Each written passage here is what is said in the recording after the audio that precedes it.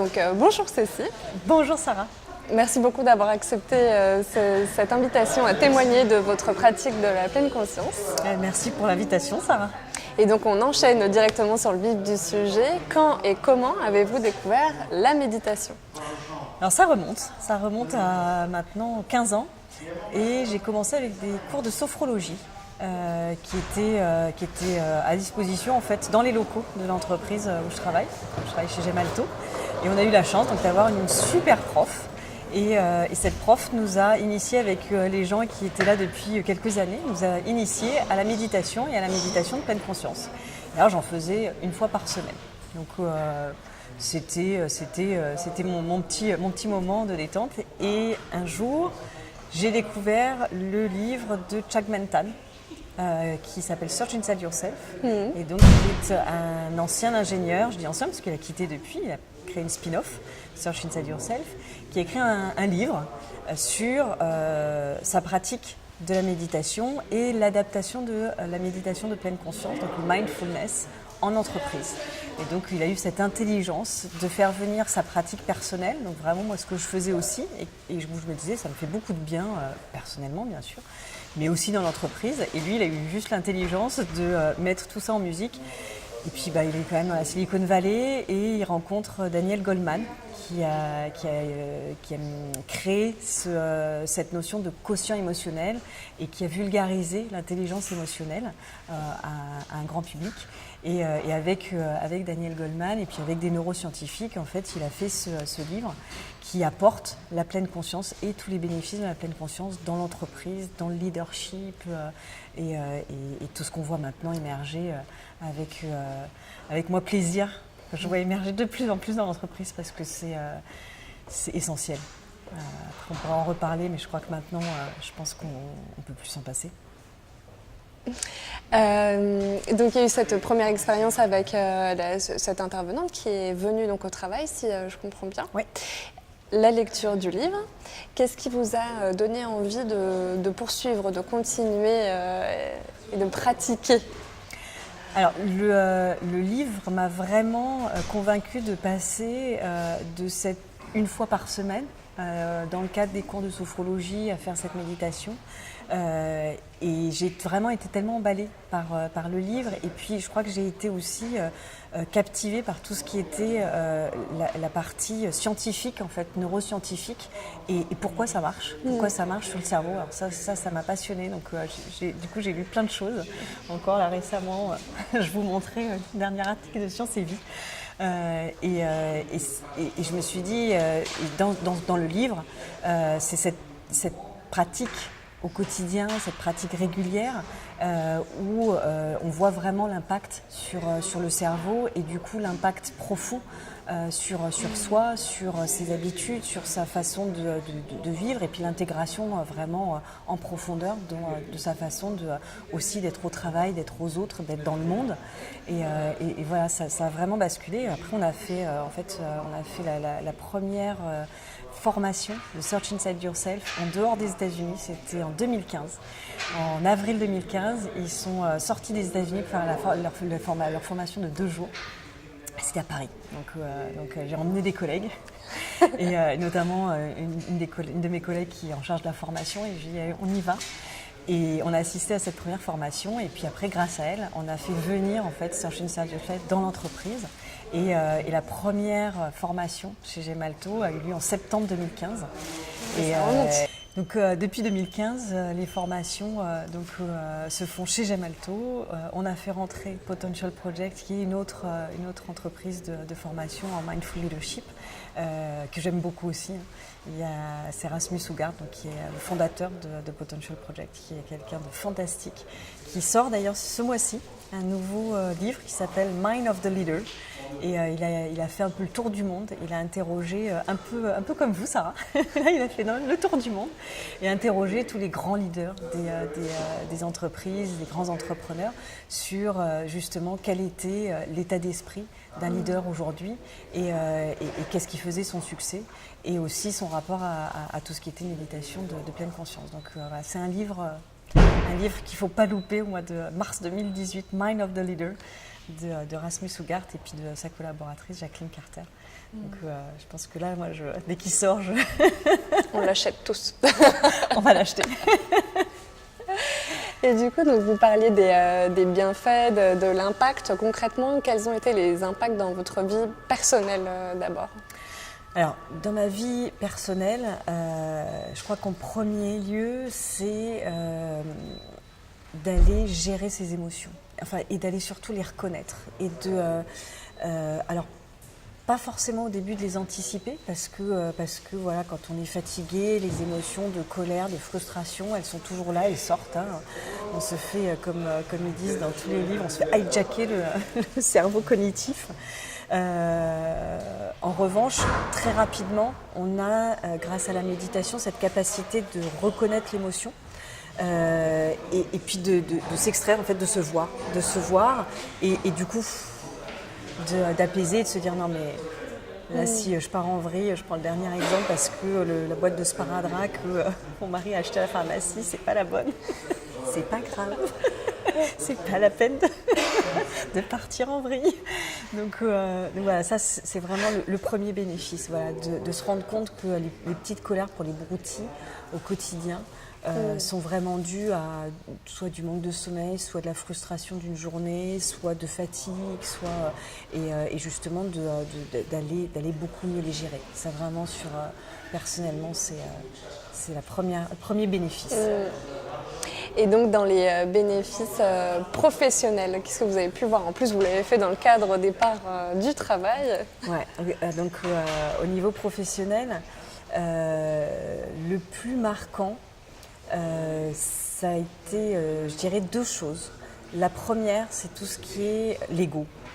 Parce qu'au travail, en fait, l'ego, c'est l'enfer. Que ce soit le sien ou ceux des autres. Et l'impact sur l'ego, alors, c'est pas le gommer, parce que l'ego, il est toujours là, il sera toujours présent. Mais c'est de le reconnaître. C'est de le reconnaître quand il part dans des extrémités et dans des mauvais travers. C'est de le mettre de côté et c'est de pouvoir le maîtriser. Et plutôt de faire sortir un ego qui va être plus d'en donner aux autres, d'en être plus sur l'autre que centré sur soi-même. Et donc ça c'est un des premiers. Et après, ça rejoint un peu la partie gestion de ses émotions, c'est l'empathie. L'empathie avec ses collaborateurs, avec ses collègues, avec son management. Et c'est de reconnaître l'émotion dans l'autre, déjà en connaissant son propre émotion, en la reconnaissant, en la maîtrisant mieux, c'est de pouvoir justement le faire sur l'autre. Et surtout moi après, en 2015, j'avais une équipe qui était internationale, donc qui était vraiment éparpillée partout dans le monde. Et j'ai beaucoup appliqué parce que c'était en plus au début de cette découverte du corporate mindfulness. Et j'ai pratiquement appliqué tout ce que je pouvais avec cette équipe. Et on a créé un esprit d'équipe, un respect, une émulation extraordinaire. Et pourtant, j'avais demandé quand même à ma chef qu'on se voit absolument 2 fois par an.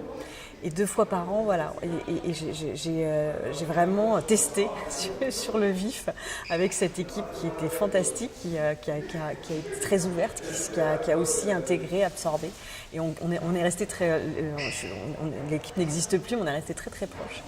Et voilà, je crois que ça c'est un des bienfaits aussi sur le management. C'est vraiment très très puissant. Est-ce que vous vous rappelez d'une situation au travail qui vous a peut-être marqué sur la manière dont vous avez géré cette situation versus quelques années auparavant, sans avoir cette connaissance et cette pratique de la méditation, vous auriez géré une même situation totalement d'une manière différente? Alors, il y en a plein. Ouais. Il y en a plein parce que je suis quelqu'un qui est plutôt voilà, dans l'action, dans le vif et qui est assez passionné. Et je partais très souvent, voilà, le côté frustration du côté process, de ne pas pouvoir y arriver, de non, de portes qui se ferment, de devoir ramer pour arriver à quelque chose. Je partais très souvent très souvent en vrille.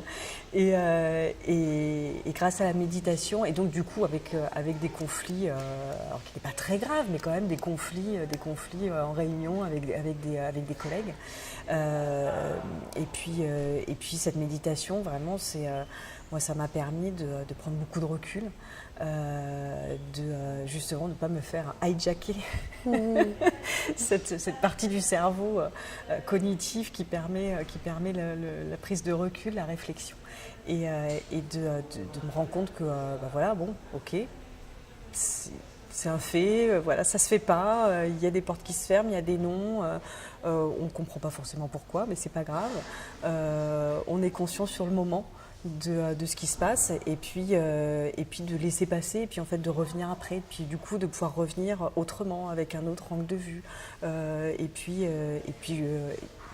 ne pas aller dans ces explosions qui en fait qui n'ont pas lieu d'être, mais qui n'ont pas lieu d'être au travail, mais en fait qui n'ont pas lieu d'être non plus dans la vie, hein. Comme pour le sparadrap. Ça c'est un bon exemple. Et du coup, quelle est votre pratique aujourd'hui? Alors moi j'ai le rituel du matin. Moi je suis du matin. Donc après c'est souvent ce que je dis, c'est que chacun va trouver son moment. Au départ vraiment je me suis mis ce rituel. Et donc tous les matins moi je me lève à 6h. Je commence par des mouvements en fait, de yoga, des automassages et puis je fais 10 minutes de méditation. Donc moi je suis un peu addict à une app qui s'appelle Insight Timer, que j'utilise depuis 2014. Donc voilà, en plus j'ai tout mon historique de méditation. Donc j'aime bien et puis l'app a beaucoup évolué. Donc c'est sympa parce que vous avez le timer que vous mettez vous-même avec le gong que vous voulez, le temps que vous voulez. Et puis après vous avez plein en fait de plus en plus parce que l'application elle est ancienne. Donc il y a plein de méditations guidées sur plein de thématiques différentes, que ce soit de relaxation, pour bien commencer le matin, des body scans. Donc voilà, j'aime beaucoup. Il y a du français maintenant, il y a beaucoup d'anglais bien sûr, du français, puis maintenant il y a toutes les langues. Donc c'est sympa. Donc voilà, moi j'ai ce petit rituel du matin. Et puis avec Potential Project qui m'a amené beaucoup de méthodologies, de petits outils. C'est pour ça que je les aime bien. Donc ils ont une app aussi. Et donc j'ai un petit timer et toutes les 2 heures, peut-être que là ça sonnera. Hein. J'ai un petit gong avec l'effet en fait sonore du petit gong et qui vous dit Where are you now? Voilà, juste pour en quelques secondes en fait, pof, se recentrer et être là. Et voilà, après il y a plein de méthodologies parce qu'ils sont vraiment eux très très focalisés sur tout ce qui est corporate, hein, donc pratique et efficacité en fait et impact sur l'efficacité au travail de la méditation. Et donc ils ont plein d'outils pour commencer la journée aussi, de ne pas commencer en ouvrant et puis en fonçant directement sur les emails, de se poser, de savoir ce qu'on veut faire dans la journée, même si on a ces to-do list qu'on gère comme on veut, mais au moins dans la journée de commencer en se posant, en étant là, et puis en faisant soit un post-it, soit ce que vous voulez dans votre petit cahier, et en se disant ok, aujourd'hui, qu'est-ce que j'ai envie à la fin de la journée d'avoir fait, et au moins juste ça. Voilà, avant de se laisser happer, et puis après avec ces petits gongs réguliers de pouvoir se retirer quelques secondes et se dire ok, on est là. Super. Alors, est-ce que vous pourriez nous dire pourquoi c'est important aujourd'hui pour vous de témoigner de cette pratique-là? Alors c'est de plus en plus important. C'est ça vient, c'est le monde VUCA. Donc ça m'a été amené en 2015 et enfin en 2014 quand j'ai lu le bouquin par Search Inside Yourself. C'est cet acronyme américain qui veut dire un monde volatile, incertain, complexe et ambigu. Et auquel moi je rajoute encore un A parce qu'aujourd'hui il est accéléré ce monde, donc c'est le monde extérieur qui est comme ça. Et après il y a un autre acronyme sur lequel j'ai accroché, qui a été apporté par Potential Project, qui s'appelle The Paid Reality, PAID. Et l'acronyme c'est P pour Pressure, A pour Always On, c'est-à-dire qu'on est sans arrêt en ligne, en train de faire quelque chose, I pour interrompu, sans arrêt, et D par distraction. Et donc, et ça c'est plus à l'intérieur en fait. Donc à l'extérieur on a ce monde VUCA qui va tout le temps très vite, qui est très incertain, très ambigu, volatile et accéléré. Et à l'intérieur en fait de l'entreprise, on a cette pression, on est tout le temps sollicité, on est de plus en plus distrait par. Alors maintenant on a le chat, on a les Yammer, les WhatsApp, les Slack, les emails, les chats, les Skype. On peut avoir des pop-up à peu près toutes les secondes sur l'écran, plus les collègues, plus la pause café. Et là, en fait, on n'est plus efficace parce qu'on n'arrive plus à se concentrer sur un truc. Et c'est là où vraiment, pour moi, ça devient vital de pratiquer dans cette pratique qui est complètement donc la méditation, mais qui est complètement sortie de tout le côté spirituel et religieux, qui est vraiment. J'essaye maintenant d'appeler ça vraiment, et c'est ce que font de plus en plus de gens. C'est comme du sport. C'est vraiment c'est muscler son cerveau, c'est muscler son attention. C'est une pratique en fait d'apprendre à focaliser et à développer son attention. Et vraiment, c'est comme un sport. Donc si vous ne le faites pas, si vous allez au sport une fois tous les 2 mois, vous n'allez pas vous rendre compte de grand-chose sur vos muscles. Mais en fait, la méditation, c'est pareil. Si vous ne faites pas un petit peu tous les jours, ou au moins 3 fois par semaine, en fait, vous ne verrez jamais les effets. Vous musclerez jamais votre cerveau et vous ne verrez jamais les effets. Après, les effets... La littérature, on en parlait tout à l'heure dans cet article, il y a des dizaines et des dizaines d'articles scientifiques qui sortent tous les jours. En 15 ans, les publications ont été multipliées par 10. Ce que vous disiez aussi, c'est vous qui le disiez, sur l'année dernière, 1600 études qui ont été faites sur vraiment scientifiques sur le réel effet sur le cerveau. Sur le corps, même sur l'ADN, là dans l'article c'est même sur l'ADN de la méditation. Donc aujourd'hui on peut plus dire c'est une lubie, c'est une tendance. Non, je pense que de plus en plus avec le monde qui est maintenant et puis qui arrive, je pense que c'est vraiment essentiel. Et pour terminer, donc, quel serait le message que vous voudriez adresser aux dirigeants et aux managers qui nous écoutent et qui découvrent, sont interpellés, s'intéressent? Alors j'aurais envie de dire tester.